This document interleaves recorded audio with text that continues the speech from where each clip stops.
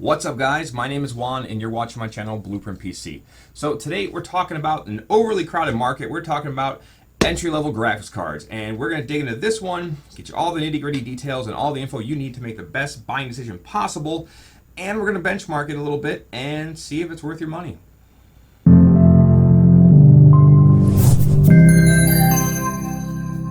Alright guys, so today we're talking about the GTX 1650 Super, and the specific model we're talking about is the MSI Ventus XS OC. It's their overclocky version.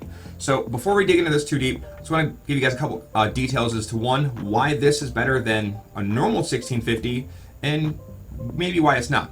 Real quick, this has 1280 CUDA cores versus the normal 1650s that NVIDIA first released only had 896, which in my opinion at least was a little subpar. These also do come with higher boost and base clocks, along with the fact that these come with a GDDR6 memory versus GDDR5. Mind you, that's only one generation. However, that is faster memory and more bandwidth. So that's why these cards, being in the same price point as the 1650, are a way better buy than the normal 1650s, at least in my opinion. So please make sure whatever you do look at, you do look at the higher tier. The only time you shouldn't, and here's the one caveat for these, is a 1650, a lot of those will actually just run, they're rated for 75 watts, which essentially is enough to run off the PCIe without an external power adapter. These do require that because these are rated at 100 watts. So let's go ahead, let's dig into this one and see what we got. All right guys, so I hope you don't expect a lot to come with this one. It's a entry-level graphics card. It's not going to have a lot of the niceties I would get from spending upwards of like $500 now for a mid-range, which sucks that that's now mid-range pricing. So I did open this up previously just to make sure it wasn't damaged, but let's go ahead and talk about what you get when you buy this one. Again, this is the MSI Ventus XS OC. That is their little overclocked version. So pretty standard packaging, nothing too crazy. I apologize if you see some of like the little weird colorations going on there. They did unfortunately come with a big ass sticker in the front here, which thank you Amazon. Quick tip, if you're ever ordering yourself a graphics card, mark it as a gift. That way it'll come in another box and you won't get stickers on your boxes that you want to keep pretty. But anywho, let's open this up and stop talking. So, ta-da! It's a box. So you've got your thank you card, which you get in pretty much every MSI product. I bought one of their monitors. I got one of these too. It talks about where to go to register your product so you can make sure your warranty stays intact. Your user guide manual thing, which does have like instructional stuff in here. So if you don't know how to put it in the slot, this might help you out. But anywho, so let's go ahead. Let's pull this little guy out. And yes, this is a little guy, which is kind of neat because it would be very compatible for ITX builds or even micro ATX, or even if you're doing like a budget water loop, it's tiny, so it gives you lots of extra room for reservoirs and stuff. Ooh. All right.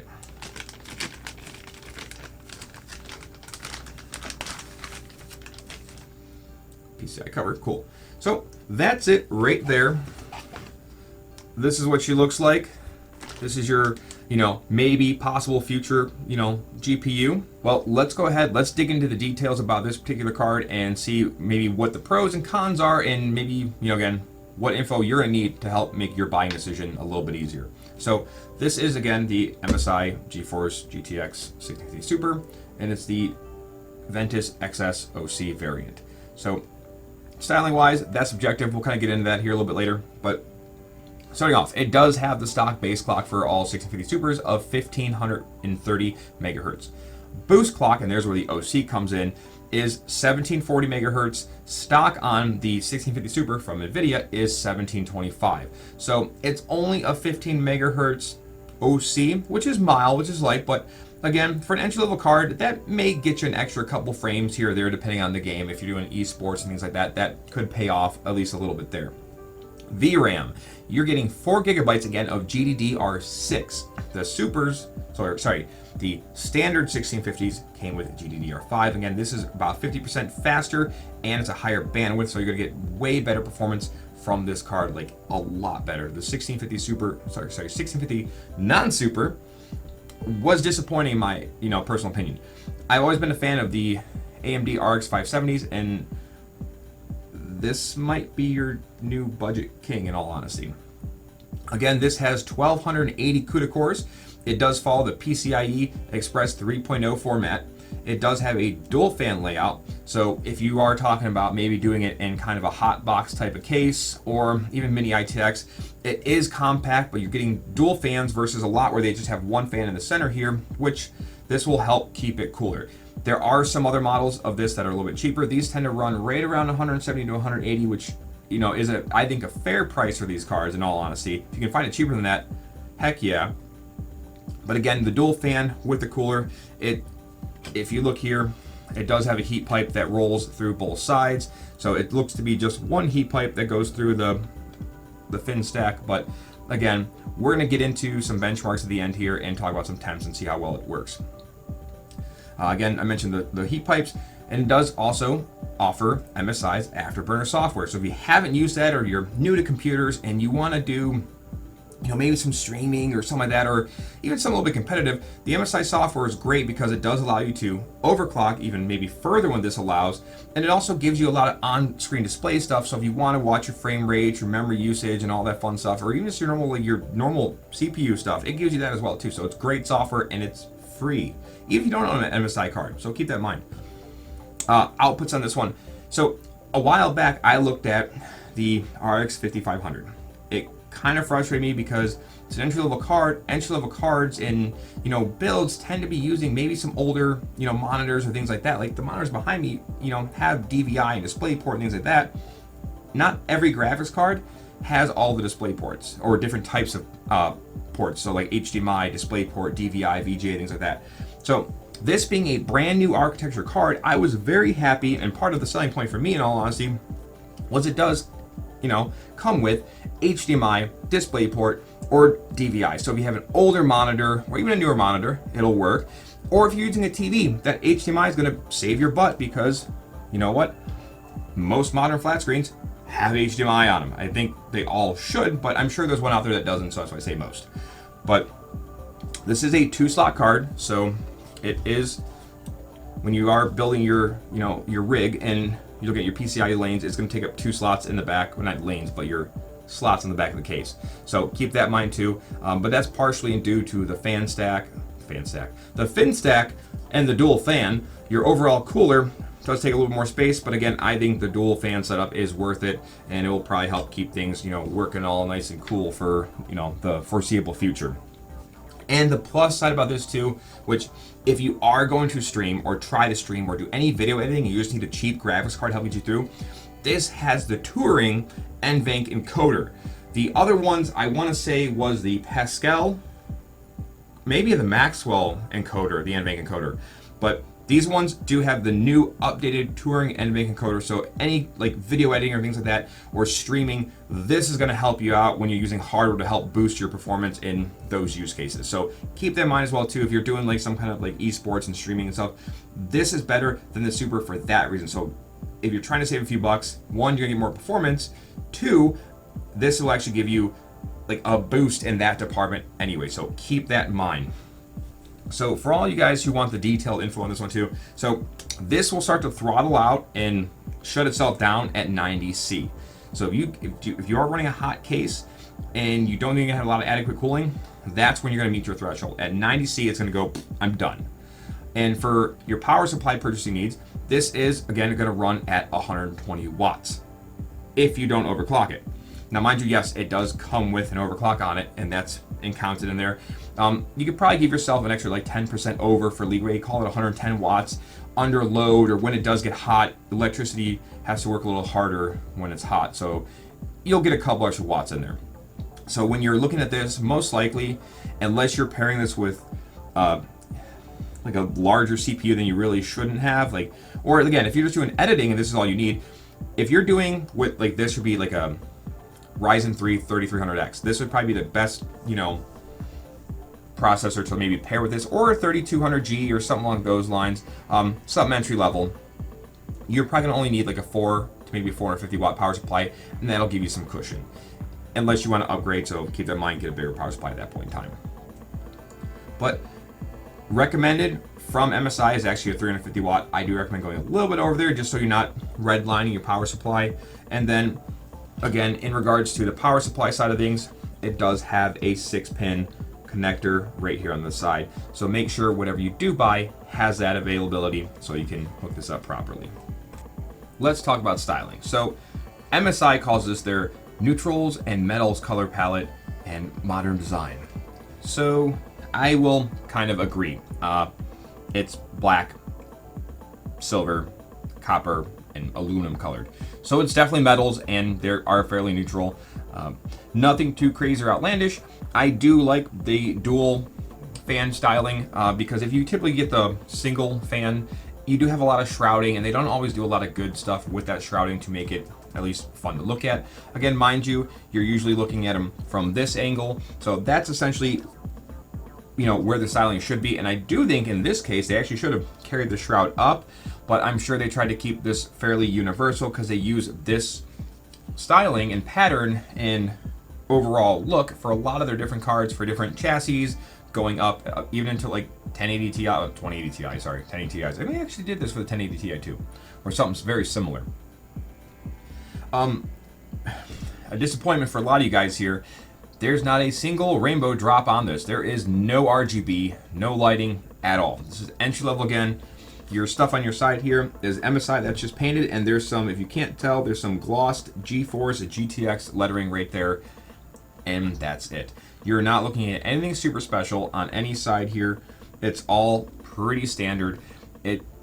I think it does look clean. It does look simple. It's not understated, it's not overstated, but again, that's my 2 cents. But enough with that. Let's go ahead. Let's plug this into my little average gamer's test bench behind me and see how well she performs. All right, guys, so I've got the GPU installed. It's inside our average gamer's test bench, and that's my personal, 2 cents on what the average person may or may not have. And so put it this way, if you have better specs, I'll put them on the screen here, than what this has in it, you're probably gonna get better results. So keep that in mind. Let's go ahead. I'm gonna play some games. We're gonna do the benchmarks. We're gonna see how it performs. Just quick FYI, I did install the GeForce Experience. I do have the most up-to-date drivers currently installed, and I do have MSI Afterburner installed as well. I'm not gonna overclock the card in this video. If you're interested in overclocks, please drop in the comments below, and I may try to go ahead and do an overclocking video for this card as well. But anyway, let's check these out, and we'll talk about it.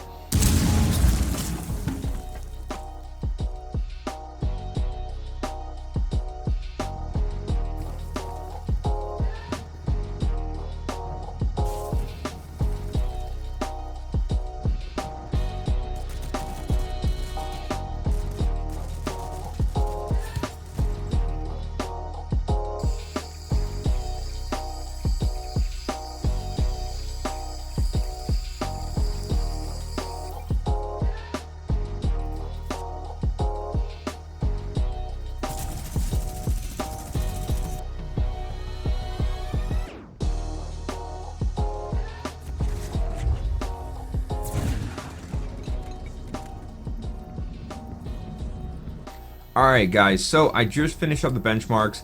It's 1:19 in the morning, so I'm going to try to wrap this one up for you here. Couple things that you need to take note of right off the rip. One, CPU, the 3400G, bone stock, no overclocks. GPU, same thing. The Ventus XS OC stock, didn't even touch the fan setting, so everything is bone stock for that as well.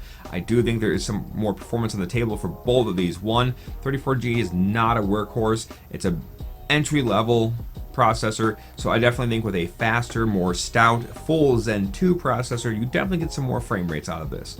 Also, too, I think with this card, with a mild overclock, outside of what's already given to it by MSI, I think you definitely pick up a few frames as well there. So, the benchmarks themselves, everything was the stock presets. I didn't adjust them at all. Whenever I clicked on the setting and whatever it gave me, that's it. So that's why I wanted you guys to understand that, because there's room to adjust this. There's room to either get more fidelity in the graphics or more frame rates if that's what you're looking for. So you can adjust these, change some settings and make it look better and be more immersive, or you can tweak some of those settings back and get those frame rates you need to kind of hit those milestones you need, whether it's like 100 hertz, 120 hertz, 144, whatever. So your games like Fortnite and Siege, you can definitely get the numbers. Obviously you saw Siege definitely did it, Fortnite did it on lower settings, and with some tweaks, you can adjust those and keep those in a nice happy medium of where you want to be for those gameplay experiences. Your AAA titles like Shadow of the Tomb Raider and Control, I think for those, medium settings all the way. Middle of the road, you're going to get the best of both worlds. You're going to get a good playable experience, good frame rates at the same time. Control, I love the game. I think it looks amazing, especially with ray tracing on. Obviously, this doesn't offer ray tracing, but for this to not offer that, I got sucked in. I started getting into the game and playing the game and enjoying it and kind of lost track, like, oh no, I need to stop and actually follow the benchmarks. And that was actually with it on high with the lower frame rates. It actually plays really well. Even at that lower frame rate, it didn't stutter and freeze up or anything. It was very smooth and very consistent, because usually when you get a GPU overloaded and it's working hard in those low frame rates, it's jumping all over. This, yes, was a lower frame rate, but it stayed pretty stable and consistent, which I think helped the experience be more enjoyable even at that frame rate. So, but I think with some proper tuning of the settings and the presets, you can definitely get a very awesome experience out of this graphics card. So that's my opinion on it, guys. Take that as you will. Any questions, comments, things of that, drop them in the comments below. This is my new recommendation for a budget graphics card. If you're building a new rig and you have a tight budget, the roughly $40 that this costs on average over an RX 570 is well worth it. For the NVENC encoder, the newer architecture, the power savings, everything, it wipes the floor with it in a lot of ways that make sense, and it's going to be, again, newer architecture that's going to hang out and work better over a longer period of time. So this is what I recommend. Outside of that, guys, that's all I got for you today.